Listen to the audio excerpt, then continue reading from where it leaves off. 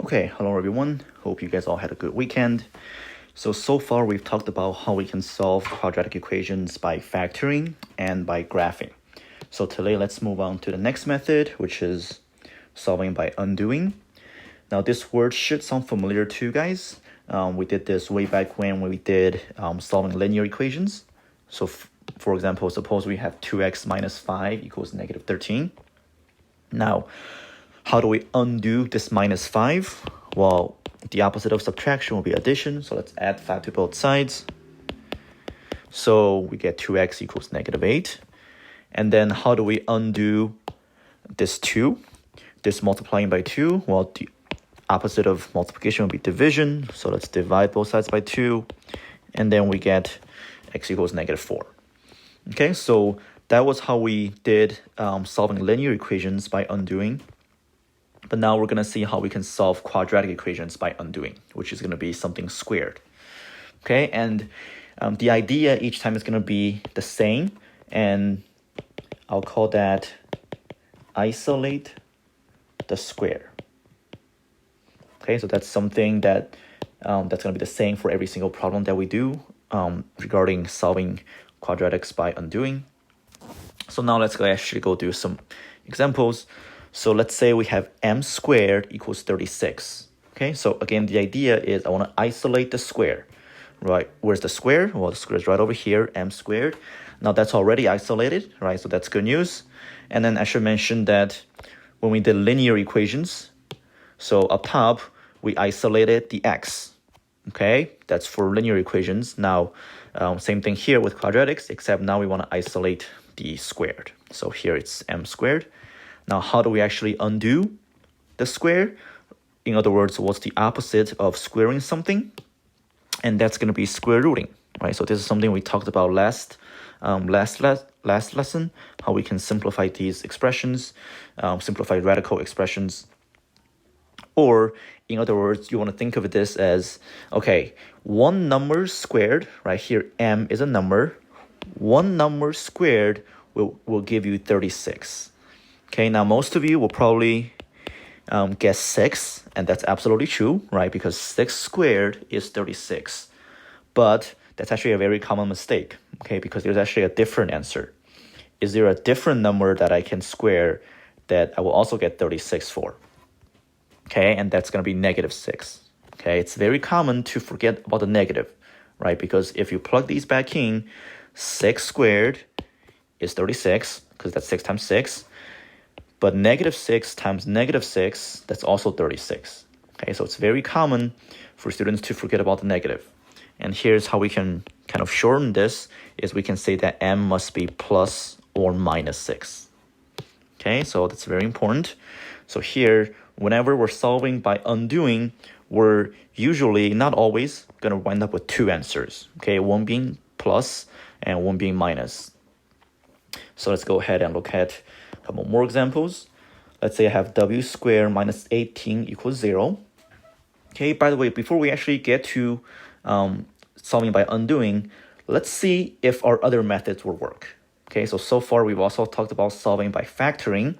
So w squared minus 18 equals 0. If I want to try to factor this, I want two numbers that add up to 0, because there's no w, right? It's plus 0w, but multiply to negative 18. Now, in this case, I don't think it's possible, right? We can't find any two numbers that add to 0, but multiply to negative 18. So solving by factoring actually will not work. Okay, now we could solve this by graphing, but we're not given the graph, right? And graphing usually is, it's not difficult, but it's not, in this case, it won't be as straightforward as solving by undoing. Okay, so which is why we're introducing this new method to solve by undoing. So again, we want to isolate the square. Where's the square? What here? Oops, here it is. It's w squared. So if I want to isolate that, I first need to get rid of the 18. So let's go ahead and undo that part first. So add 18 to both sides. And I get w squared equals 18.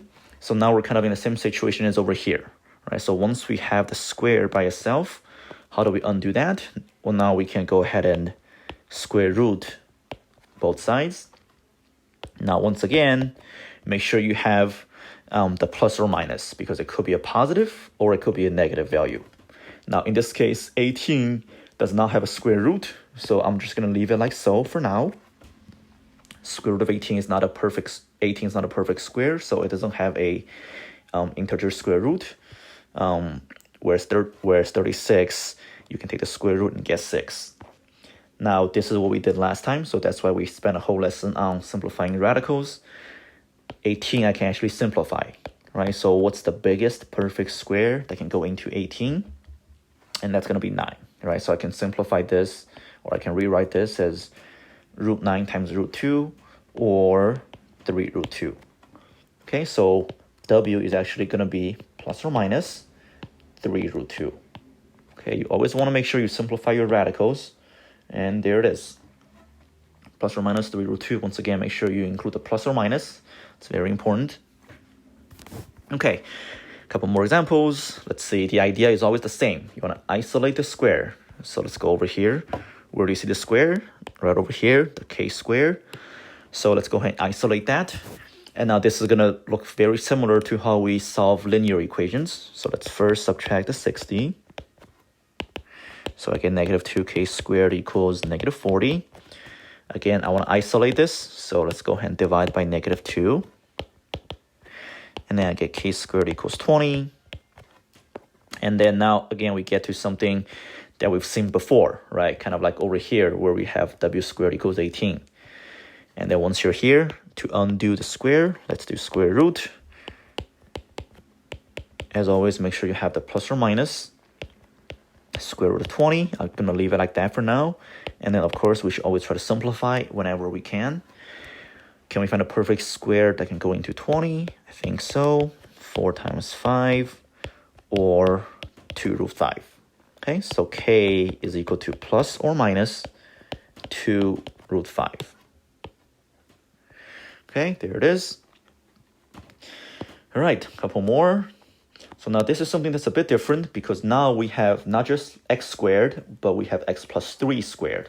Okay, but the idea is going to be very similar.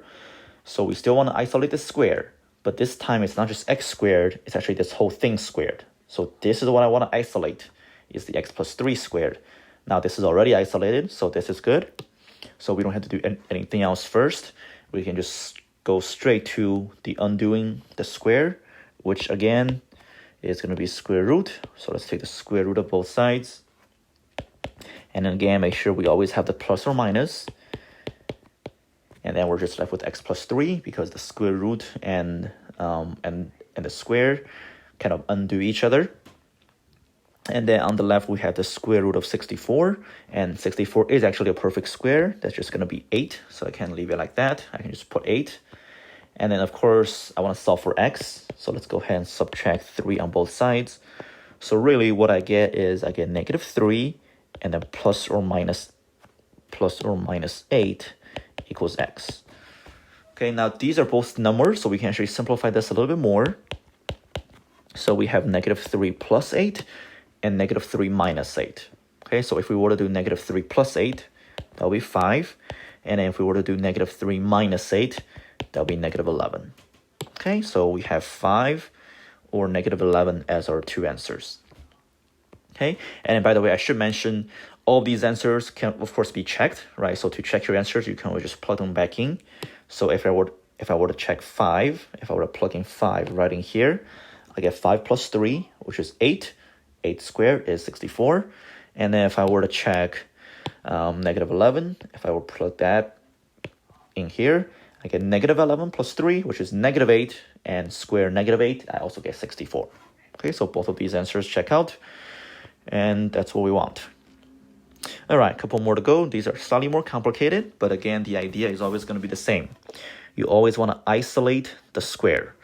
Where's the square? In this case, it's right over here, y minus 4 squared. So I want to get that by itself. So first, I should add 100 to both sides. And then I get y minus 4 squared. And that, I think, is 75. And now once we have the square by itself, undo that. I get square root of 75. Once again, make sure you have plus or minus. And then I'll leave it like this. And then let's go ahead and simplify. What's the perfect square? What's the biggest perfect square that can go in 275? I think that's 25. And then times 3 or 5 root 3. Okay, so I get y minus 4 is equal to plus or minus 5 root 3. And then one last step to get y by itself. Let's go ahead and add 4 to both sides. So 4 plus or minus 5 root 3. And then this we can't really simplify anymore because 4 and 5 root 3, those are not quote-unquote like terms, right? Because 4 does not have the square root of 3 attached to it. So these we cannot simplify even more. So then we can just leave it like that. Okay. And then one last one right over here. Solving by undoing. Undo the square. Where is that? That's right over here. The 3n plus 1 is being squared. So I want to isolate that. So then first I'm going to get rid of the 4. It's really important that you show every single step. If you try to skip a few steps, it's very easy to make a mistake. Okay, and then let's go ahead and divide by 2 to get the square by itself. And I get 7. And then now once you're here, square root, I get 3n plus 1. Again, make sure you have the plus or minus. And then square root of 7. And in this case, square root of 7, I don't think can be simplified. So then we can just leave it like that. But we still need to solve for n. So let's first go ahead and subtract n, subtract 1 on both sides. So I get negative 1 plus or minus root 7. And then finally, we can divide by 3. So divide all of the right side by 3. Again, n is equal to negative 1 plus or minus root 7 over 3. Now this looks pretty messy, but we can just leave it like that. That's perfectly fine. There's nothing else to be simplified. And we are done.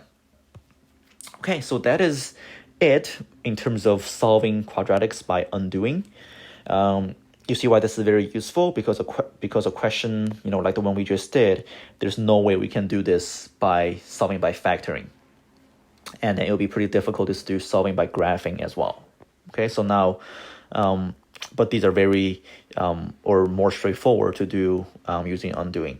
Once again, the key idea is to always isolate the square and then make sure you don't forget the plus or minus. So please make sure you're taking notes as you watch this. And as always, make sure you let me know if you have any questions. And then